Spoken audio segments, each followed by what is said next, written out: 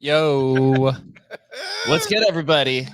Good morning, man. Yeah, we had a little bit of a technical delay this morning. Changing our security apologies for the late delay, man. When we, you get hacked and you reset everything, you realize that you're logged out of all your stuff on all your phones, and a little bit of a challenge there. A little scramble to get this baby up and running, man. But we got it, dude. We got it. We made it, dude. The one thing I've realized over this last weekend, for everyone who's been following my story, pretty crazy. Social engineering, hack, deepfake. There's a lot of stuff, but the amount of time, dude, it takes to reset passwords, rotate keys, change accounts. You don't realize how much stuff resetting passwords or wiping computers. You don't realize how long this shit takes. It took literally all weekend to do this. I'm still doing this, still going through this process while running a business. So I'm wondering if you need like a complete, I'm not going to give my full setup away, but it's like, if you just need a completely the same thing, but just completely separate. So if you have like a couple computers you do your setup on now, like you just have another two that live in your closet. And so when you need to like turn them back on and like take all your shit and move it to a new thing, it's just like, it's ready and waiting for you, man, because it is a nightmare, man. Yeah, the one thing I'll say before we do move on is the one thing I've learned, a few things. Never use remote desktop apps. So if you're ever doing video conferencing, always default to the browser. Never download. Don't download Discord. Don't download the Telegram. Don't download Zoom. Stick to web browser applications. If you're in crypto, you should probably never use Windows. Seems to be it. That seems to be where all the malware stuff is. This is just from what I'm learning. You either stick to Apple or Linux. Seems to be the case. Always use ledgers. One of my ledgers was exploited, but I think this was a user error on me somehow over the last 3 years. I don't think it was actually ledger. That was the most confusing part of it all. Yep. And if you're talking with somebody, or doing an interview, always do verification. In my case, I am going to have a follow-up, which is even crazier, but the account, this is, I guess, the alpha beforehand.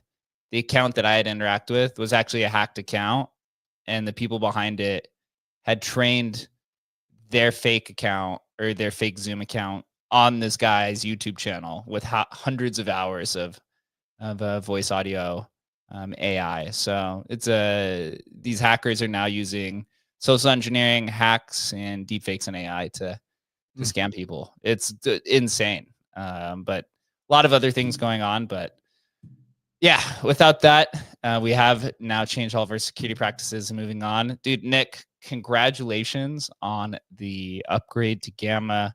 You know, as a protocol operator, I know how long some of this stuff can take, and probably feels very exciting and motivating that you're onto this next chapter with Gamma. Yeah, first off, thanks for having us. Really appreciate it. And yeah, I mean, on some of what you were just sharing, that's awful. I don't wish that on anyone, and especially not you guys. You're just OGs and always so helpful and great to everyone. So it's a shame, but yeah, good like OPSEC reminders. Yeah, and also I can like 1% sympathize with how long it takes to go and like make these little changes. This like thankfully it wasn't for bad reasons like that, but my like credit card recently expired and I had to update all on every service, and I was like, wow, there's really like 50 friggin' things that we have this credit card on. Like, so I can't imagine having to do that like with a 10 times longer process with passwords and keys and all of that. So yeah, all the best. Hope you guys don't have to face that again, and knock on wood that we never do. We try to like do things as secure as we can and kind of balance that, like something being completely impossible to use with the like convenience of it, but sometimes you just can't have it be convenient. So a little unfortunate. We do use Okta like as like a layer on top that helps a little bit, but um and there is a startup program there that gives it to you like free for a little while. So FYI, if you don't know that. But Oh, what is even that? even with that, that's not Okta is like what a lot of the big companies and universities and things use as like a single sign-on solution. So it's kind of like an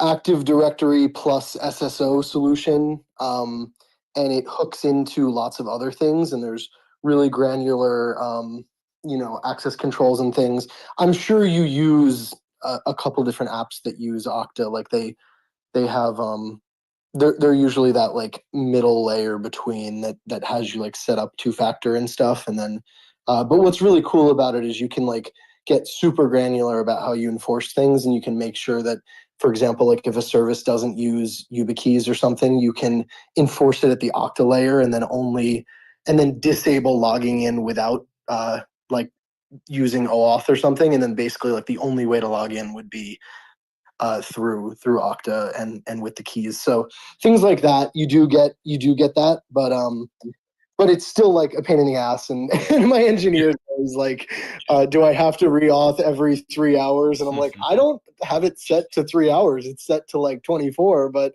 I guess like Okta thinks that it needs to be more often or something. Yeah, man. One final thing. So from my situation, I actually kept everything quite contained. It sounds kind of right. Obviously, it was 6 figures that I lost, but this was it was one wallet, one Bitcoin, one ETH wallet of like 8 or 9 that I have. So one other thing for those is if you're doing like live streaming or social media, like definitely keep that as a separate computer, which is actually what I was doing. So it was kind of like 1 or 2 small missteps along multiple years that ended up causing that. But yeah, complete pain in the ass, from rotating keys to rotating passwords to wiping your Gmail, and you see 700 or 600 saved websites over the past 10 years. You're like, oh my god, dude, this is insane. So but Nick, dude, give us an update on what was the reasoning behind this recent Gamma upgrade. Gamma had I guess shown or displayed that you're really focused on art over the last few years, and what is the main difference between what had just happened and previously? Yeah, so I think one of the things we've been focused on for really like the last year is it's I mean there were a few goals behind this, but we wanted to rebuild our platform. We actually have like three different applications running. One for creating stuff on Stacks. One for like sort of buying, selling, trading, launching things on Stacks, and then one for all of that on Ordinals. And so maintaining three different apps, written at different times, and with just lots of like spaghetti mess that happens when you're moving quickly. And so one of the goals was just like, let's rebuild this properly with everything thoughtfully integrated so that so that it's easier to maintain and so we can move faster in building new features. But obviously in doing that, we also can make things a lot faster and improve the user experience. And then finally, with what we shipped last night, actually add some new things. So I've been waiting for a while for this release because the first few releases that we released at beta.gamma.io, which were kind of the beginnings of the new experience, they were just rebuilding everything that we already had basically. And so as that just takes time, and so props to the engineering team. Like definitely a ton of hard work went into like the core infrastructure, making it super fast, so that within a second or two you have a live updating experience on there. But we really were looking forward to this. So there's kind of like a few core areas to the new site experience. There's the Explore, which is the new one. There's our charts, which is kind of like top charts, and on various different things. And then there's profiles, and then of course like general collection pages and item pages and things. But so Explore was really the big one we were working on. So anyway, that's kind of the backstory. And yeah, what we were really trying to do with Explore is create somewhere that you could just go and without any particular aim in mind, you could find something that resonates with you. And we really wanted to make it so that whether you're sort of like a casual art collector or whether you're somebody who is really into fine art on the blockchain, or if you're someone that maybe prefers more community-based, utility-based things, there's really like something for everyone. And even like if you're a bit more degen and you're just looking for something that you can buy with the hopes that it will appreciate in value or anything, you can still do that, and we have the tools available. So we kind of wanted to create something for everyone, and that's really like the mantra behind our new site experience. In general, is that anything that you're looking at, you can either look at it through the lens of a of like an art collector, or the lens of somebody who's just kind of like casually enjoying things in the space, or someone who's maybe a bit more degen and wants to like look at the data side of things and really maybe collect things a bit more speculatively. So whatever your aim is, you can achieve that. Yeah, this is a lot of beautiful art here that I'm scrolling through on the live stream. I'm looking at, so there's drops, you have prints, and then obviously stacks. Is prints, I believe, is what was on Gamma previously, which is this the one that has like a physical component to this, or is this just kind of like smaller edition size arts or originals? Yeah, so I think you may be looking at our current like gamma.io. This is actually all being housed on beta.gamma.io. Got it. We're in the process of transitioning everything over. That's sort of our fault. But if you Okay, if you cool. click on any of the featured cards there, yeah, you can see like the Explore drop down there. That's going to have like the updated things. But yeah, to answer your question, prints are additions of on-chain works on Bitcoin L1. So somebody can inscribe a high resolution artwork. Maybe they spend several $100s to inscribe it. but they want it to be accessibly priced. They can offer these digital prints. Maybe they only cost something like $20 or $30 each, and the creator can sort of recoup the cost of inscribing that, and the collectors can collect them. And it's actually like I like to say about prints and about a lot of what we build it to be like degen compatible. It's like we care about artists and what they're creating and what they're earning first and foremost, but like we recognize the space that we're in, and like it needs to like check the boxes for everyone. So something like prints is a fun one because me myself, for example, I love just collecting the art for art's sake, but I've probably collected something like half of all prints that have been released. And what's cool about it is they're so accessibly priced that I probably spent, I don't know, maybe like, let's say 0.1 Bitcoin or something on all the prints that I bought. And I've sold just a few of those prints, and they've paid for every other print that I collected, and I still own hundreds of prints. So it's kind of like a fun way to like get your feet wet and get into art collecting.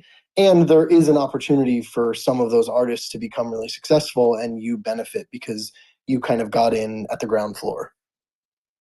Yeah, It's really I like the arts aspect that you did say that it is kind of degen compatible,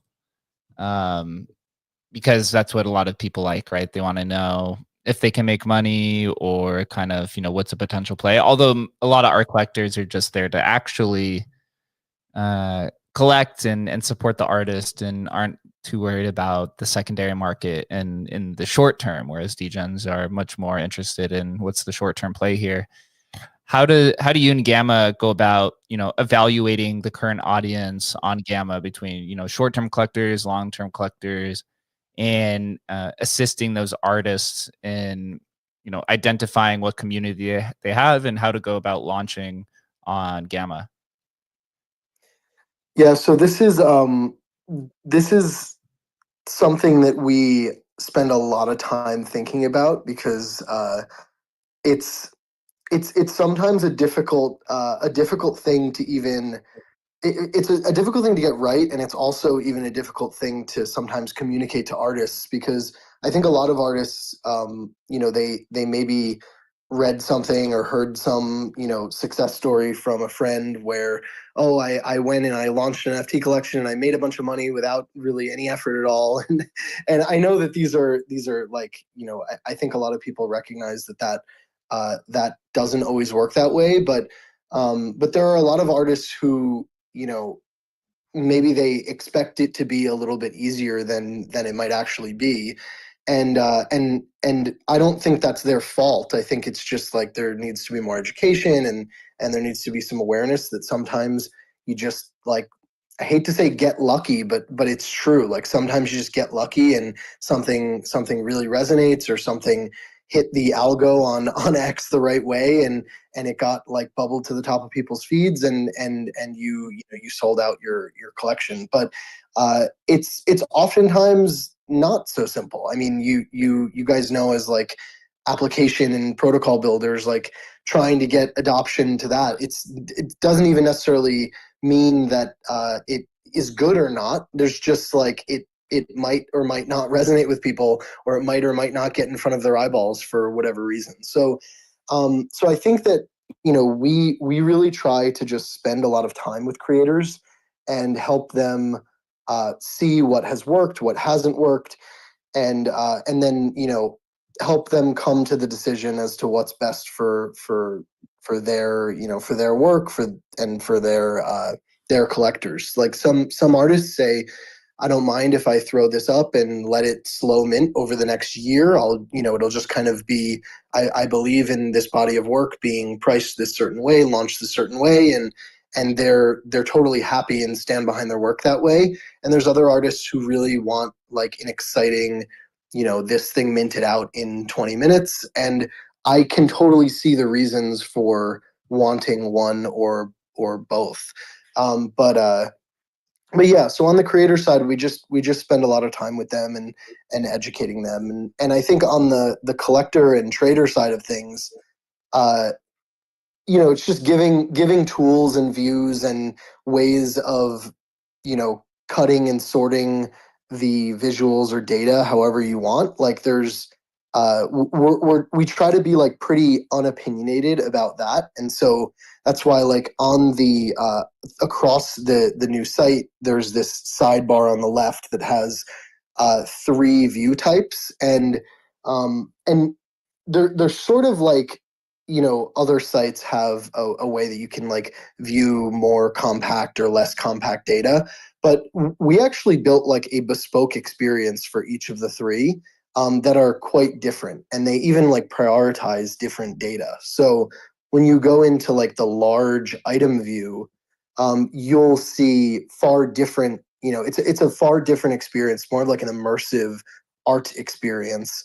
And then when you're in like the grid view, it's more of like a traditional NFT marketplace, like OpenSea vibe. And then when you go into the list view, you're going to see much more of like a blur style experience. And we like intentionally built these 3 different views with different data and different visuals and like just an overall different experience, because we think that when you're in collector mode, that's what you're going to want to see, and when you're in trader mode, this is what you're going to want to see. And I don't mind if you're one of those or if you're all 3 on a different day. That's probably where I am. Like I waffle between being somebody who is just like casually collecting art and want it up on my wall, and someone who sees something that I can ape into. And I'm not a big flipper, but like, if I have an opportunity for, for selling a piece that appreciated a lot, like of course I'll do it. Very cool, man. The one question I had was like looking back on kind of the history of NFT marketplace on Ethereum, right? There's some were super successful. I mean, what we have? Was it one that got known origin that got acquired by eBay or whatever? So Yeah, I there's would like consider, Foundation was one. Super yeah. rare. So like, I mean, they I didn't mean to thumbs down, by the way. I don't want that to be perceived a certain way. That was meant to be a thumbs up. Anyway, go on. they so there was like, they had varying degrees of success, and some were actually I would consider like super successful, but long term, not really successful. It's kind of like they went through hype cycles with the NFT cycle. But what kind of lessons have you learned from what they've done or didn't do? And how do you think, like, you being either Bitcoin focused or just the way you're approaching it, how you feel like you can be not only a leader, obviously, I think you need to be the leader to kind of sustain, but how do you look at it? Like, we're going to be able to, we're going to be able to create a successful business model long term here, kind of learning from the past. Yeah, it's a great question, and obviously something we spend a lot of time thinking about. I think that um,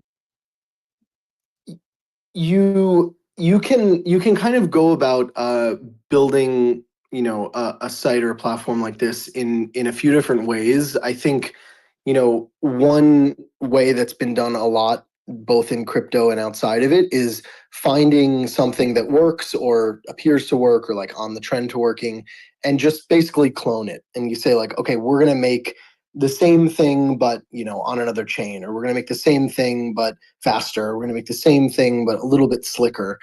And then there's sort of like a slightly different path that we're taking, and I don't mean this in like some kind of conceited way. Like I think in a lot of ways we are rebuilding what others in the past have built. So not trying to say otherwise, but we kind of are trying to solve like a set of problems that people are experiencing, and not necessarily just trying to like recreate like something from another chain. I think we probably the first version of what we were building was necessarily doing that because we needed to start somewhere. But with this new experience, it's really like, okay, we've been doing this for a few years now, coming on 4 years now, and we've learned a lot about the space. We've learned a lot about what collectors and traders want. We've learned a lot about what creators want, and what resonates with creators, and what earns creators money, which is,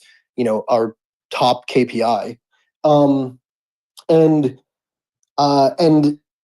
I think we just try to like think of things from the ground up, and not necessarily just try to make a slightly better version of what exists. So to give an example of this, like our individual item page,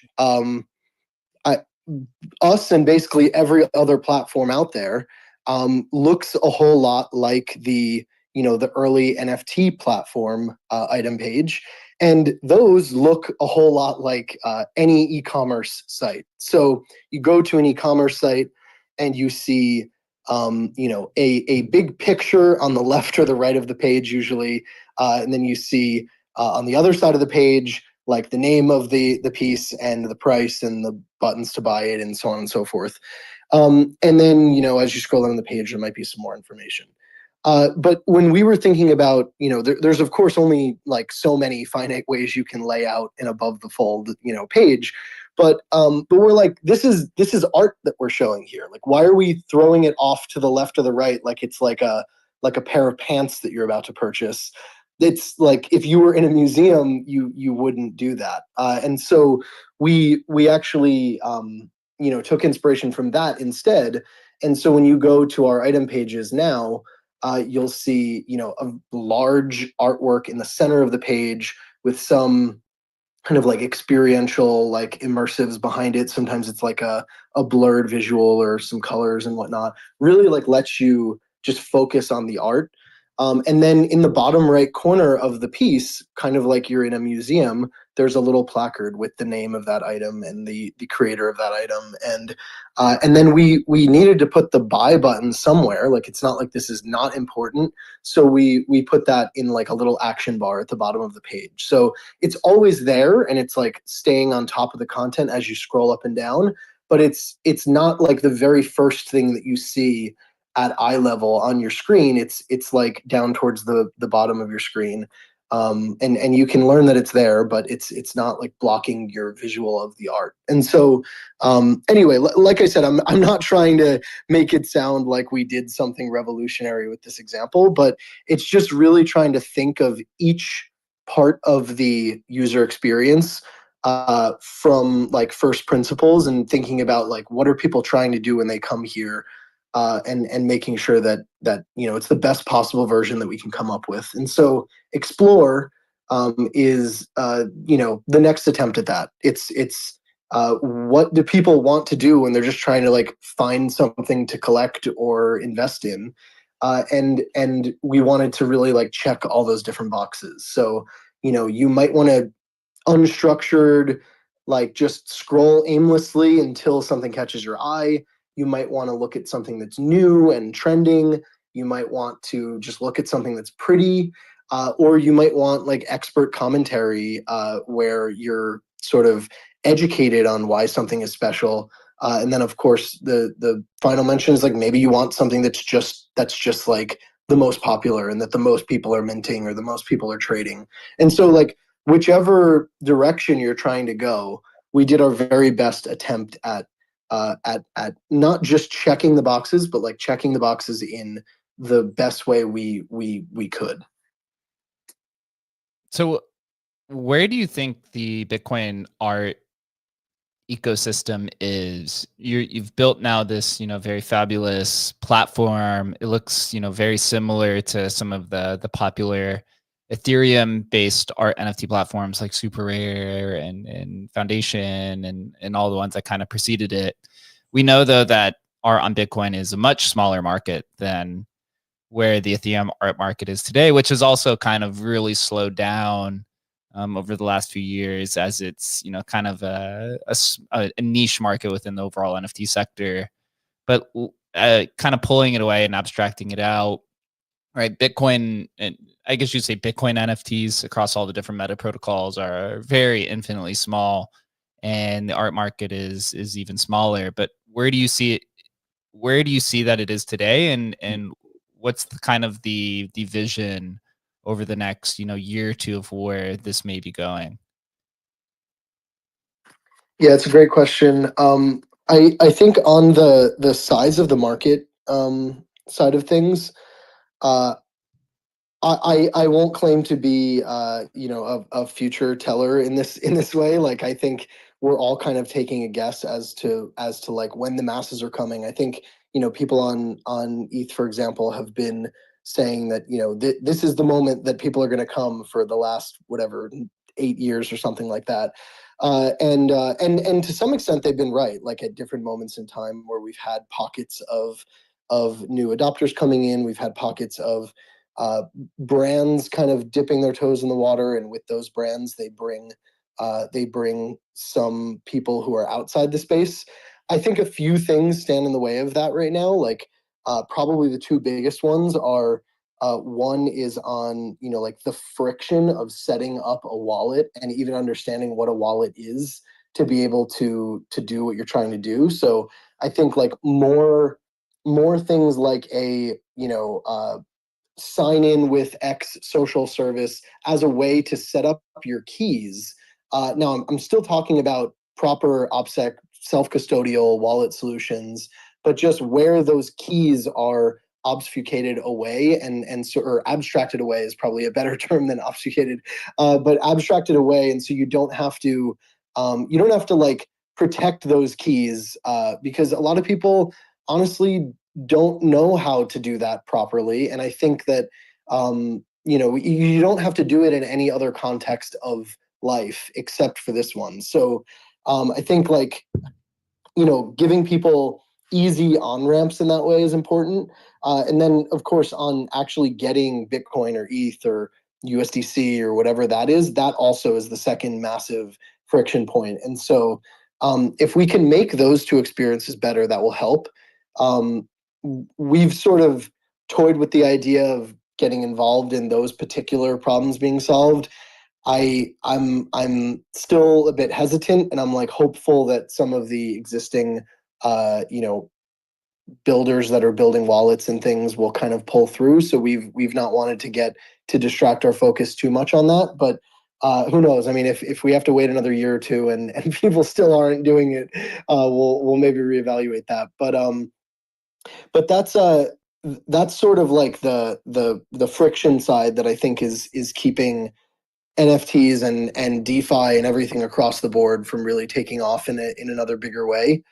And then I think another big thing, at least for the art market and for like NFT collections in Web3 broadly, not just Bitcoin, is that launches are really not being done properly right now. And I think that this problem of launching the wrong way with this horribly complicated whitelisting process, and then you wind up selling the thing, you don't know how much you should price it for, and you have bots that are retweeting your tweets, and you have no way of getting in touch with your collectors, and you don't know if people are actually going to show up in mint, and so I think the launch process is also another thing that people need to be working on. And I am excited to say that we are working on this. This is something that we've been working on behind the scenes for many months now, and we have some big announcements coming in Vegas surrounding this. So I think that is probably the piece that we think we can make a big difference on, and it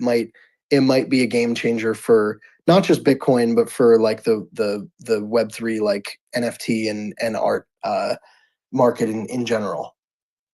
So two takeaways then. One is you're kind of seeing what Magic Eden's doing with the acquisition of Slingshot, where they're going to make runes and Solana and any type of digital asset purchasable in stable coins, which obviously there isn't a state, I guess you'd say a popular or adopted stable coin on Bitcoin in its current form, right? There's been a few different attempts all over the place, but not one that's in active use.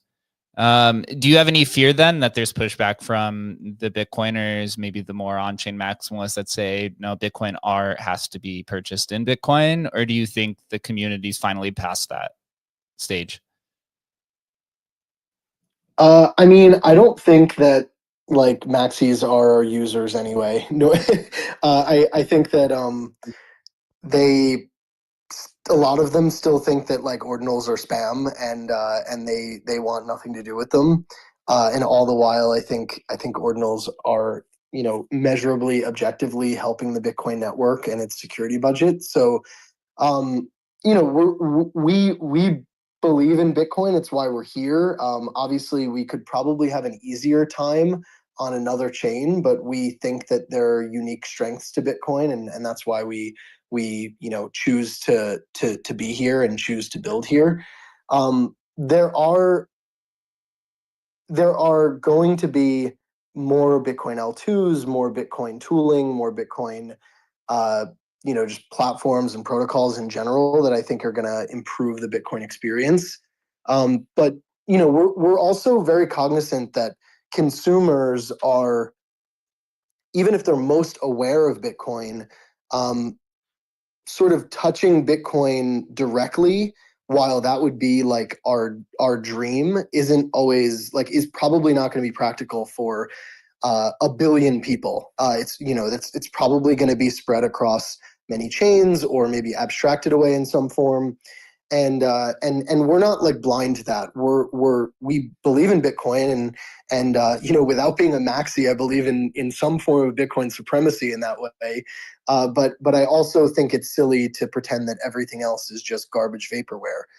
Maybe 95% of everything else is garbage vaporware, but there's still some non-vaporware there. So like I don't want to pretend that like, hey, the first thing that we found is the only one that could possibly be good, and everything else is complete garbage, which I think is the view of some maxis.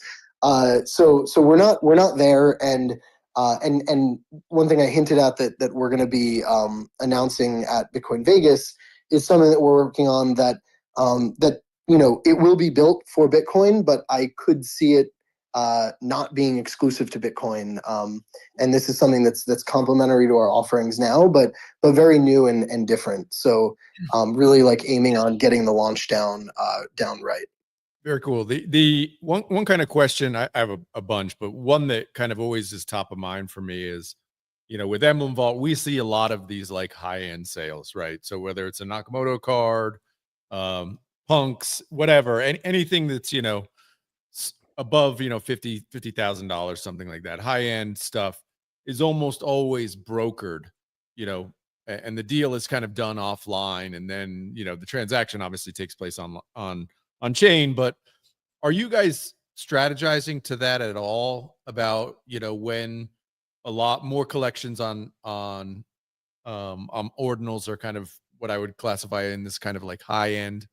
Are you guys thinking at all about like this, offering any sort of like brokerage service or anything like that for the kind of high end client? We're open to that kind of thing. I think like the area where I have a lot of opinions on like just the idea of like trustlessness versus like more trusted solutions. I actually think that like people kind of maybe get it a little wrong, in my opinion, or at least like prioritize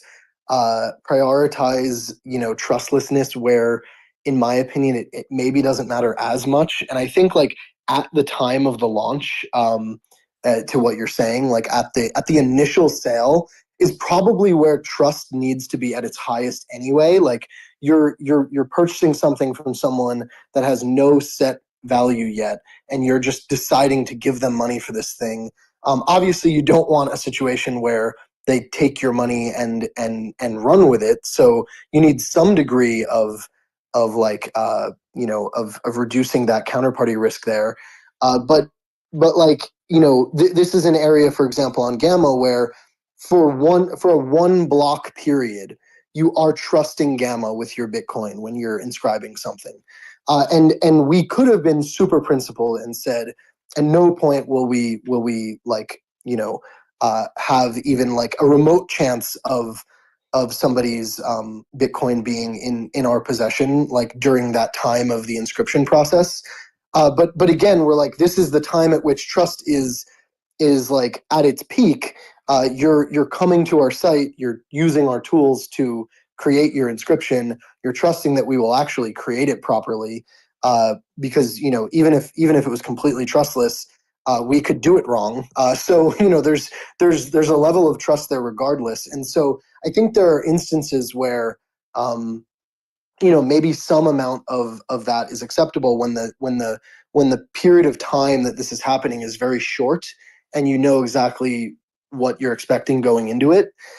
Where I don't think it makes sense is, like, for example, on a marketplace where you list something for sale, and it might not sell for a month. You don't want that to be in the custody of the marketplace for a month, where it could get hacked or it could be stolen or whatever. And so, like, the longer the time horizon and the more anonymous the other person on the other side of the table is, that's where you want it to be, as close to completely trustless as possible. So yeah, that was a very lengthy way of saying, yeah, we'd probably be open into brokering a deal between a creator and a collector if that's something that the creator wanted. It's not like a current top priority for us, but I could see the need for it in the future. Interesting. So, as the Bitcoin ecosystem continues to grow and art continues to grow, what has the progression been of Bitcoin, or I guess you'd say the progression of the industry of art on Bitcoin? Initially, when ordinals popped off, or even if you go back, on Counterparty, you had Rare Pepe, and then original kind of works of art in 2023 was, these non-recursive type ordinal files, right? Just like the full on file. Now we have recursive type art.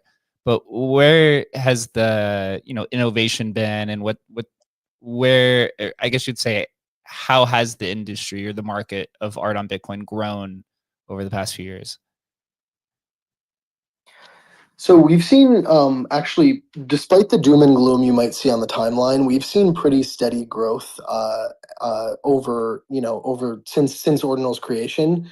I think, like, the fungible token waves have been more like, massive jump and then kind of a big fall, and but that's sort of to be expected in like meme coins and things. I think, like, Bitcoin art has just been maturing pretty consistently. So for example, in our first year, we had, in the tens of thousands of unique, addresses or collectors, however you want to measure those. And then, it grew into many tens of thousands, and then it grew into several hundred thousand as the time went on, and that's been just like very consistent growth, and we've not seen things slow down. So I think this is some signal to the fact that the market is maturing a bit again, like contrary to what you might see on the timeline. And we're seeing launches that launch successfully that would not have launched successfully a year ago, even in what you might consider more of a bear market, or at least a sideways market where people are a little bit unsure.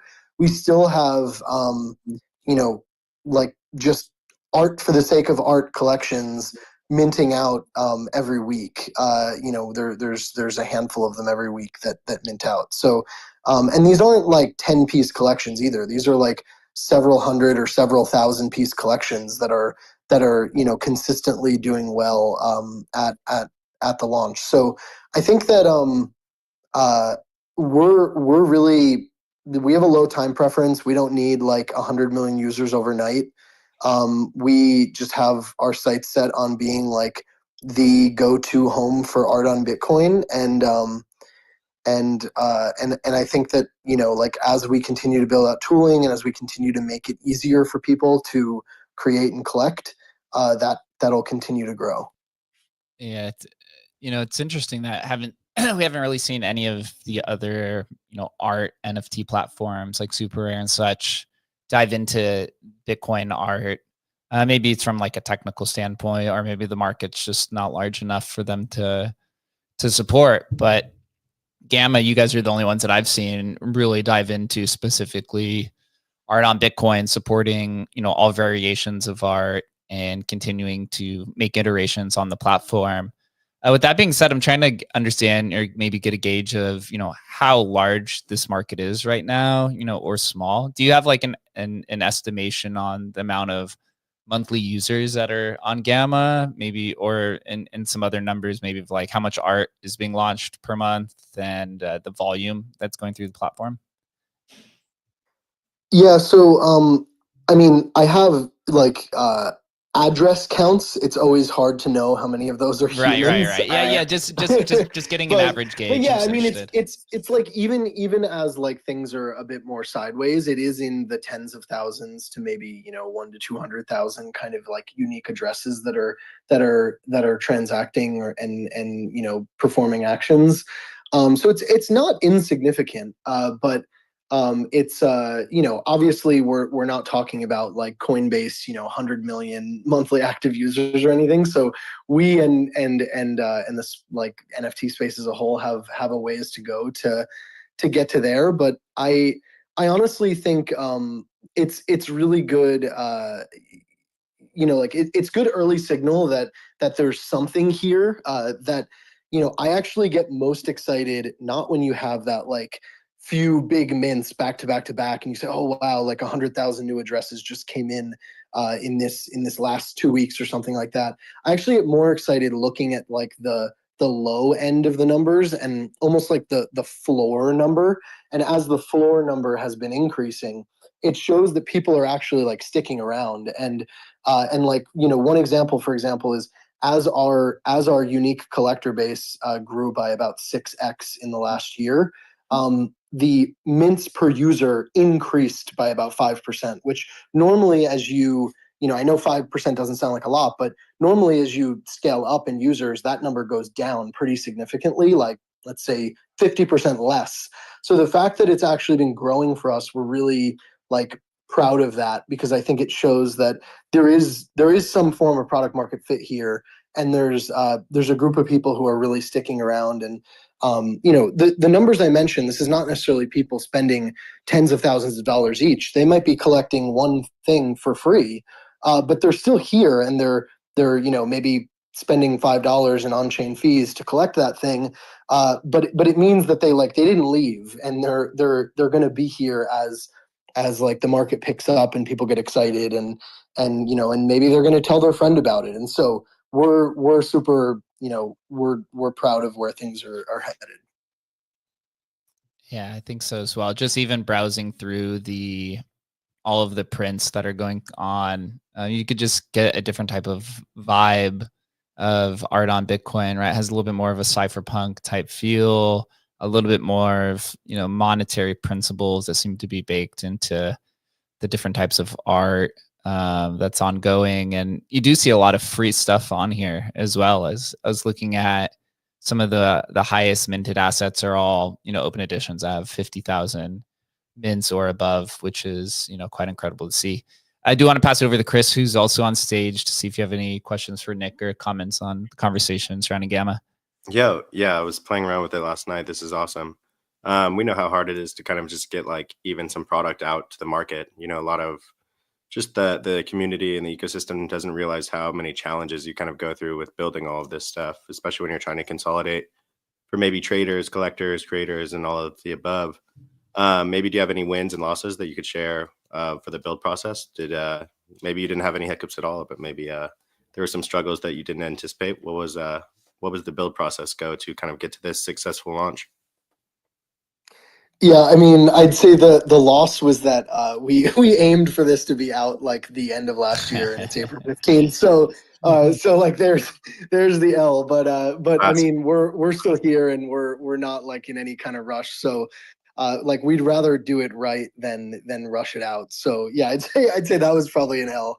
Yeah, we definitely know that. That's like it seems in tech just always like double your timelines. Hopefully not, but just at least worst case scenario, you get it out much earlier than you said that you did. So the timelines are always difficult, but the product is super smooth. I mean, you don't get too many product releases that you don't have any hiccups with. So you guys launched this yesterday. Seems like everything is just beautiful and functioning really well. So hats off to you. How big is the team over at Gamma? How many people did you have working on this, or maybe separated out to some different projects?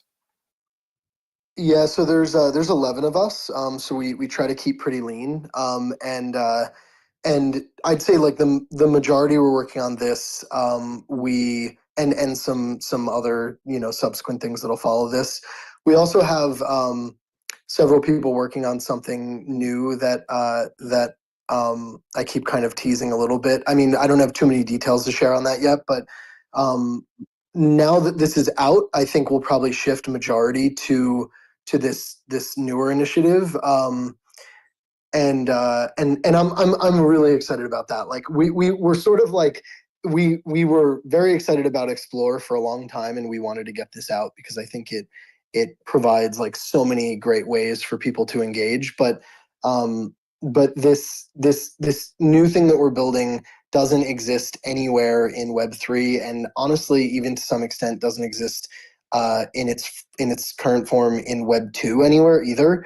And it feels like just like truly like fresh and original, and I think it could make a huge difference for the art market, the like digital asset market in general. So that's really what like we've been heads down on. We've been sort of planning and doing like product iteration on that for probably the last 6 to 8 months, and then come like getting this out, we're now like all hands on deck so that we can announce it in Vegas.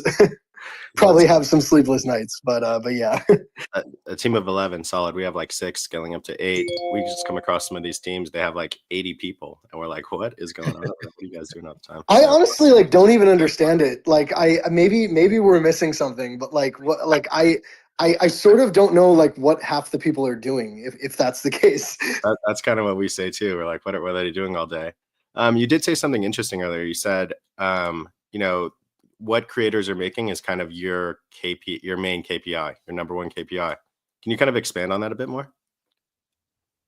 Yeah, that is that's the number one thing we aim for. Like at the end of the day, I think like many marketplaces, and granted, I get if you're just trying to be like a trader tool, then maybe that is then maybe there's like a different KPI. But if you're trying to be like a creator marketplace slash launchpad, the creator is like the supply. They are the product that is being launched on your platform. And so I think like it's crazy to me how some of these creator focused or like quote unquote creator focused platforms, for example, like did away with royalties and other things, and like kind of just like appeasing the trader in that sense. And I don't want to get into like the economics of that. Like obviously it would be great if there was something that was a little bit more collector creator aligned than just like the current form of royalties. So maybe it's not the best example, but my point is they seem to make decisions almost like assuming that the creator will just come back no matter what.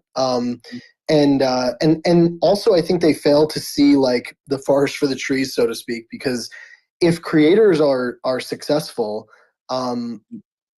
it's probably the case that a lot of other people in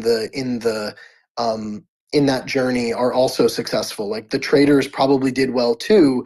If the creators consistently, having collections launch out, mint out, that means that their work is probably trading for some percentage or multiple of that on secondary, and so it's like really getting that launch right and getting that whole end-to-end experience down, with the goal of like earning that creator money. I think just like yields a better, like more thoughtful platform. And actually I don't think it's incompatible with a trader making money either. Like you can have a trader that makes money while the creator makes money too. And so that's why I like to use the phrase internally that we build degen compatible tools for creators. Like we're not building trader tools that happen to work for creators. We're building creator tools that happen to work for traders. And there is like a really important distinction there. That's a super interesting way to look at it. I think it makes a lot of sense. Would you be more focused on kind of the dollar amount that the creators are making, or are you tracking more how many creators are making dollars? Both of those. I think like the average earnings per creator is the literal metric that we track closest. So of the active creators, how much are they each making? And that's the number we want to drive up. And I'm really grateful to share. I actually don't know if we've shared this publicly before, but we increased that number by 8x in the last year. So Wow. you know, like you said, there are a lot of free mints that happen, but I sort of like just measurably, I can say at least on Gamma, it is totally not true that people say, oh, additions are just like throwing stuff out there. Like, no, additions are a good go-to-market strategy. They are a good way to expand, you know, cast a wide net and then retain some of those as paid collectors.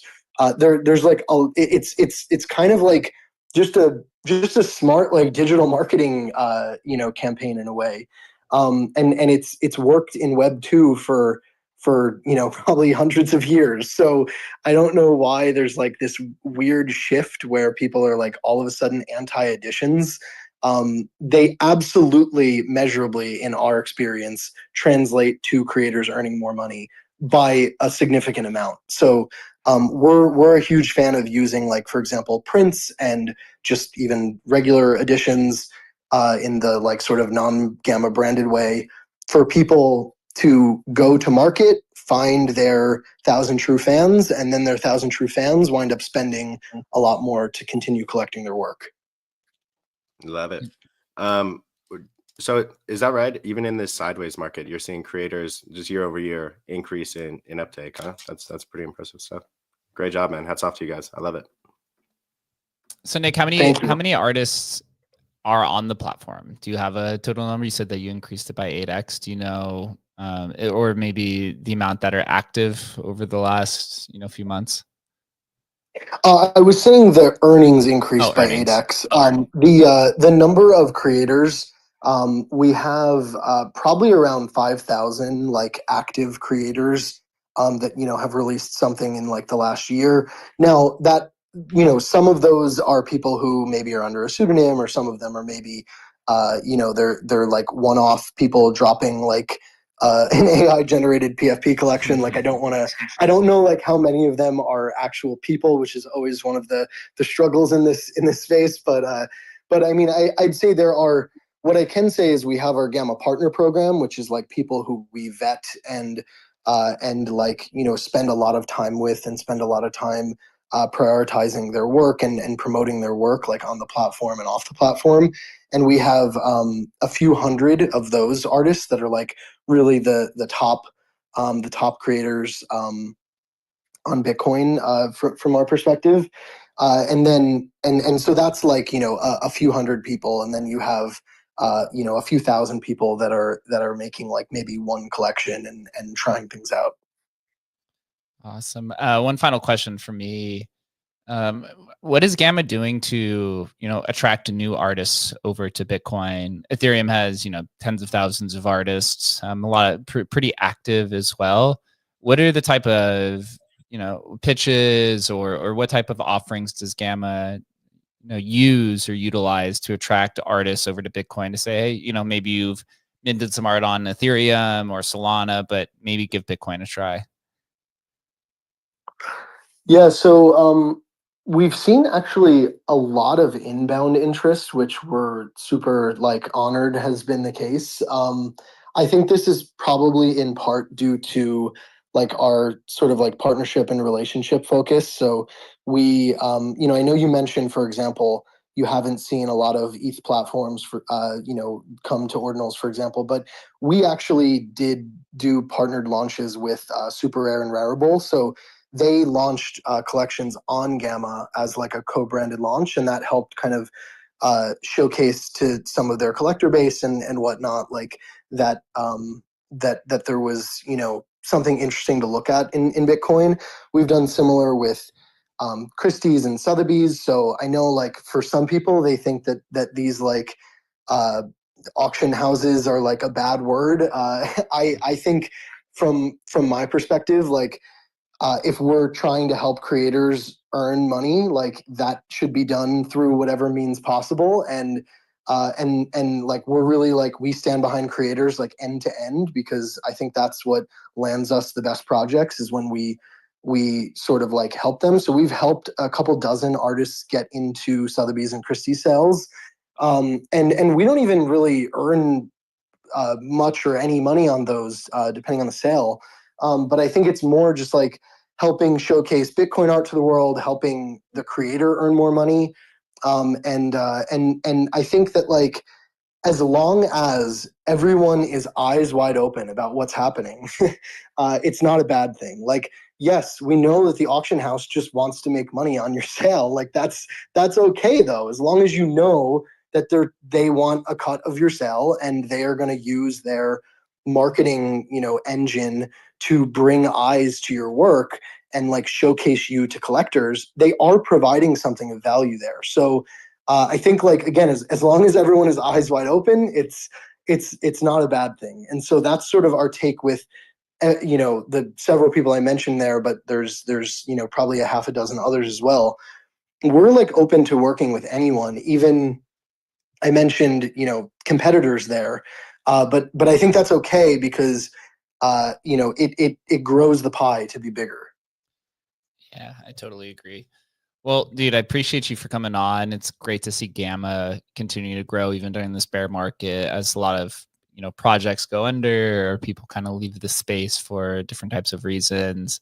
Art on Bitcoin is something that just seems like a no-brainer, taking a little bit longer to develop, just as the remainder of the Bitcoin ecosystem as well. But the platform looks amazing. It really feels very similar to some of the other popular ETH NFT platforms, but you guys have taken a few additional steps to make it feel a little bit more, I guess you'd say, artist focused and Bitcoin native. So dude, really props to you.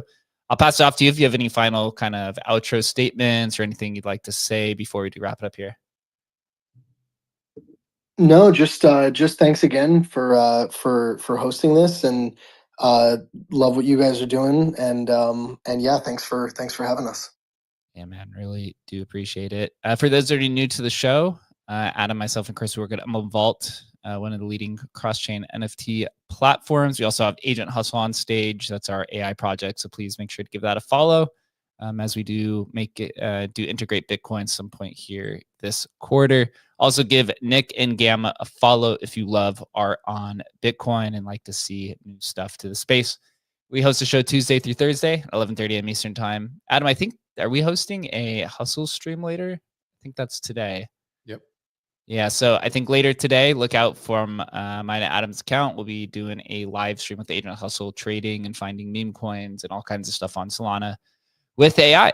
And it'll be cool to see AI on Bitcoin here probably some point later this year.